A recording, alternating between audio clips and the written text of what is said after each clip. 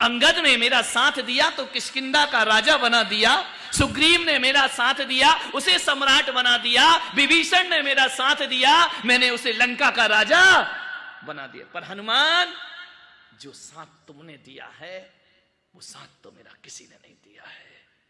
हालांकि जंगल में रह के एक एक जानवरों ने मेरा साथ दिया है, जटाइयों ने मेरा साथ दिया, मैंने उसे बैकुंठ पहुंचा दिया, स्वर्ग पहुंचा दिया, तुम्हें कुछ नहीं दिया हनुमान।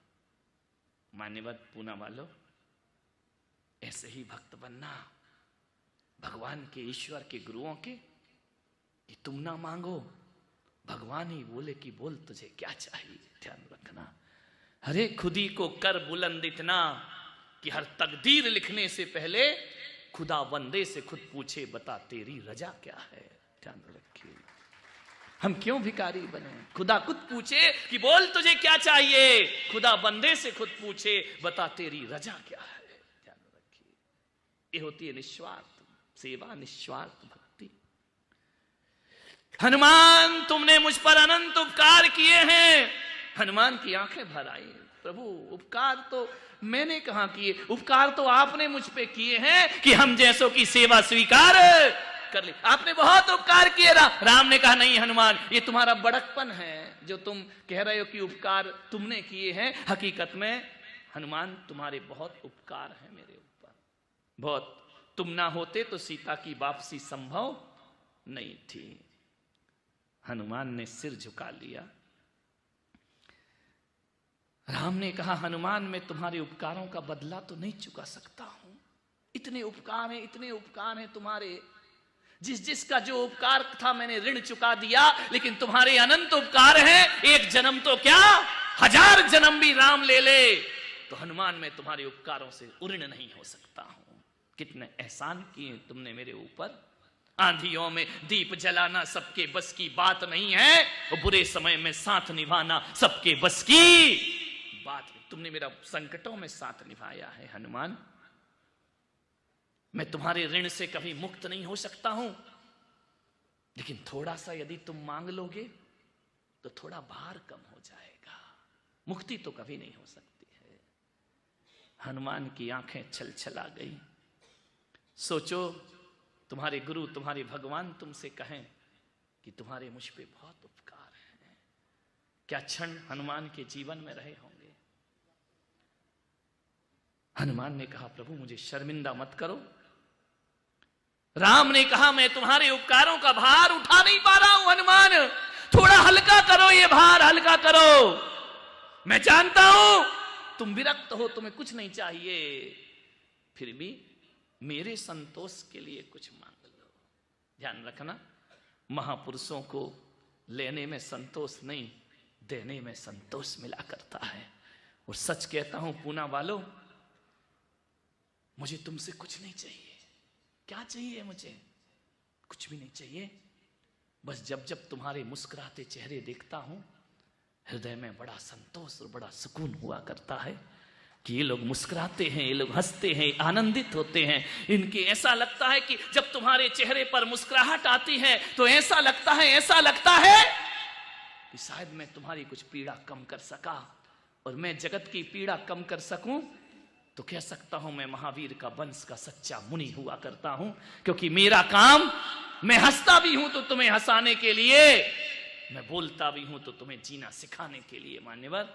वरना तुम कैसे भी जियो, मुझे क्या लेना देना है। लेकिन मेरे भाई नहीं, संत हुआ करते हैं। तुम्हारी खुशियां मेरी सबसे बड़ी दौलत हुआ करती है।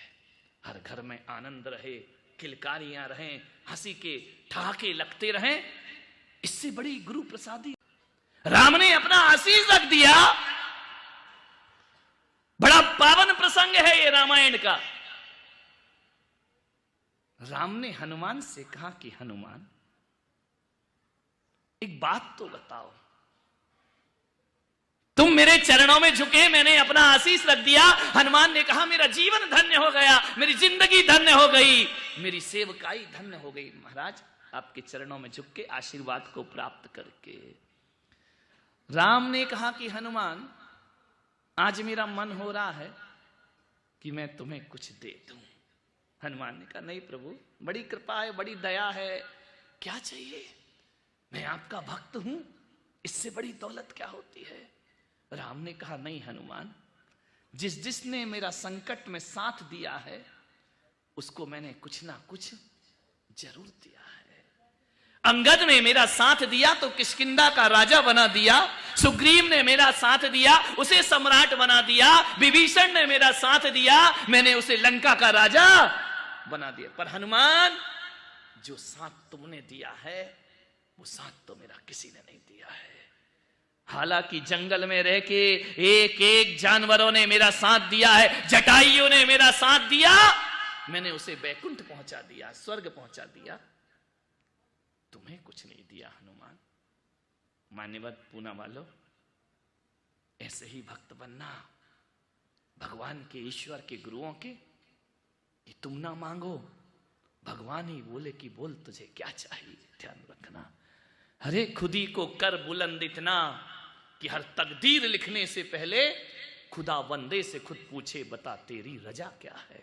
ध्यान रखिए, हम क्यों भिखारी बने, खुदा खुद पूछे कि बोल तुझे क्या चाहिए, खुदा बंदे से खुद पूछे बता तेरी रजा क्या है। ध्यान रखिए, ये होती है निस्वार्थ सेवा, निस्वार्थ भक्ति। हनुमान तुमने मुझ पर अनंत उपकार किए हैं। हनुमान की आंखें भर आई, प्रभु उपकार तो मैंने कहां किए, उपकार तो आपने मुझ पे किए हैं कि हम जैसों की सेवा स्वीकार कर ली। आपने बहुत उपकार किए। राम ने कहा नहीं हनुमान, ये तुम्हारा बड़कपन है जो तुम कह रहे हो कि उपकार तुमने किए हैं। हकीकत में हनुमान तुम्हारे बहुत उपकार हैं मेरे ऊपर, बहुत। तुम ना होते तो सीता की वापसी संभव नहीं थी। हनुमान ने सिर झुका लिया। राम ने कहा हनुमान, मैं तुम्हारे उपकारों का बदला तो नहीं चुका सकता हूं, इतने उपकार हैं, इतने उपकार हैं तुम्हारे, जिसका जो उपकार था मैंने ऋण चुका दिया, लेकिन तुम्हारे अनंत उपकार हैं, एक जन्म तो क्या 1000 जन्म भी राम ले ले तो हनुमान मैं तुम्हारे उपकारों से उऋण नहीं हो सकता हूं। कितने एहसान किए तुमने मेरे ऊपर। आंधियों में दीप जलाना सबके बस की बात नहीं है, और बुरे समय में साथ निभाना सबके बस की बात। तुमने मेरा संकटों में साथ निभाया है हनुमान। मैं तुम्हारे ऋण से कभी मुक्त नहीं हो सकता हूं, लेकिन थोड़ा सा यदि तुम मांग लोगे तो थोड़ा भार कम हो जाएगा। मुक्ति तो कभी नहीं हो सकती है। हनुमान की आंखें छलछला गई। सोचो, तुम्हारे गुरु, तुम्हारे भगवान तुमसे कहें कि तुम्हारे मुझ पे बहुत उपकार हैं, क्या क्षण हनुमान के जीवन में रहे होंगे। हनुमान ने कहा प्रभु मुझे शर्मिंदा मत करो। राम ने कहा मैं तुम्हारे उपकारों का भार उठा नहीं पा रहा हूं हनुमान, थोड़ा हल्का करो, ये भार हल्का करो।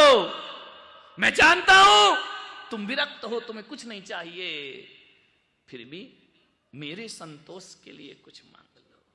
ध्यान रखना, महापुरुषों को लेने में संतोष नहीं, देने में संतोष मिला करता है। और सच कहता हूं पूना वालों, मुझे तुमसे कुछ नहीं चाहिए। क्या चाहिए मुझे? कुछ भी नहीं चाहिए।